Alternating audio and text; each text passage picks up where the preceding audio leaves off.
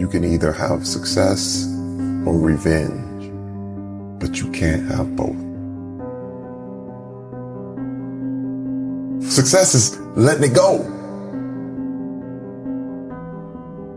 When you're talking about a world of competition, it created this excuse for your rage.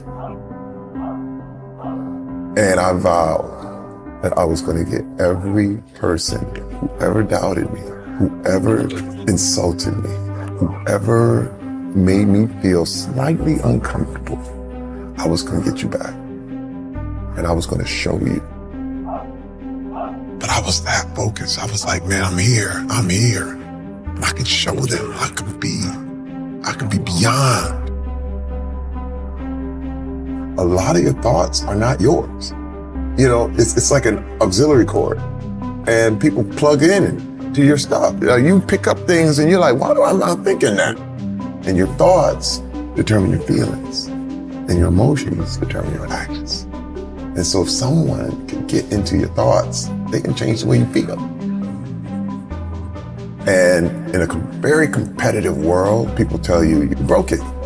But what I learned is that you're not broken. You're just not finished. Because nothing's broken, just things don't fit. Then you pull it all and you put it back together the right way.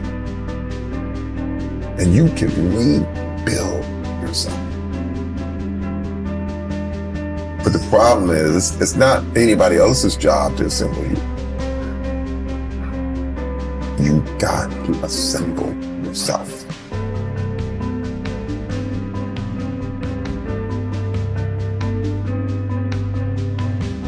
And when we talk about rage, what we're talking about is an attempt to control things you can't control. You can't love someone and control them at the same time. And I had no control. And growing up with an alcoholic father, one of my earliest memories is him knocking my mother out. And I was like, got it, man. You run the world right now until I do. I was obsessed with muscle even as a little kid. A lot of my desire to be strong was because I knew one day I may have to kill my father. He was unending, never bending, just constant intimidation. And I had a desire to get strong. I knew I had to one day would have to protect my mom, protect my family. I started living my life like I was in a revenge movie. I was exhausted. It would be the end of me. I would do this stuff where I would go work out, and then I would work out until I couldn't move. And then I would rest up, and then I would go and I would flex my muscles until they cramped. It was sadistic. It was masochistic. Yeah. But I said, I will never stop doing sit-ups. I will never stop. I would, again, sit-ups and push-ups until my stomach, till I was curled over in tears. Oh my gosh. And then I go do more. Because I said, no one's going to beat me. I realized that the image of Terry Crews was more important than who Terry Crews was. Because you have to know who you are. Absolutely. You have to share who you are. But the game is not to share who you are. The big thing, growing up, I cared what everyone thought. Especially when you're in that world like that, everyone's opinion mattered way too much. And how do you learn to not care or ruminate on the opinions of others now? When you've been so conditioned to people please for years, how did you? It takes time. Yeah. It's not overnight. And I would never encourage anybody to just go test it out. Yeah. You know what I mean? It's something that takes years and years. The big thing about being tough is people thought, you'd be able to throw punches, but it's really about endurance. Mm-hmm. Being able to be alone. Being able to stand alone. But change is inevitable.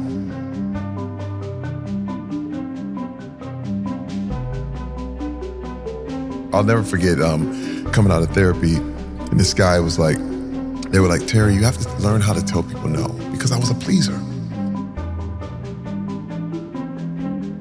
I remember being in counseling, and the counselor asked me, she said, what if a director told you to do something you didn't want to do? I said, well, I have to do it. And she said, no, you don't. I said, yes, I do. She said, no, you don't, Terry. I said, well, I'm an actor. She said, yeah, but you don't have to do what everything the director tells you to do. I said, yes, I do, because I'm an actor. She's like, no, you don't. And she said, Terry, you don't have to do what you don't want to do.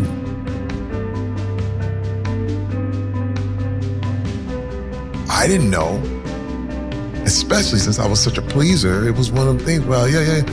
And I'll never forget, this guy came up to me and said, hey man, can I get an autograph? And I was going to do it. I was in practice. And I looked at him, I said, no. He said, come on, man. I said, no. And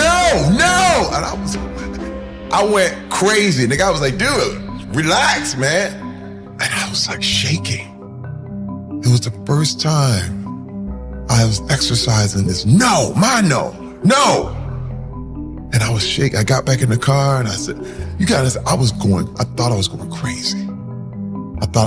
crazy.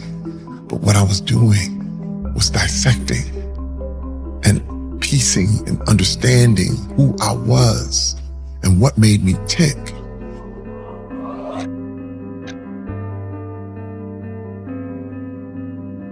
Why do I feel angry if someone says that?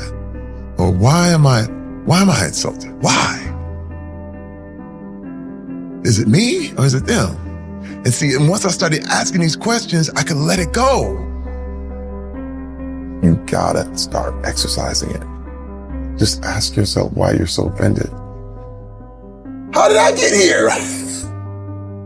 The thoughts turned into emotions that turned into actions that turned into mania. You have to do what's within your power to make things right. Remember, you were out of control before. Anything can make you go off.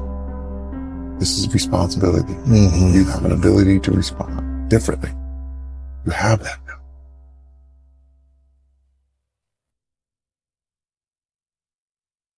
I don't want men to feel like they're alone. I don't want men to feel like it's just them and they don't know any way out and the whole thing. I have to be vulnerable. I have to share this part so that you know how far I came. But what I learned is that you're not broken. You're just not finished.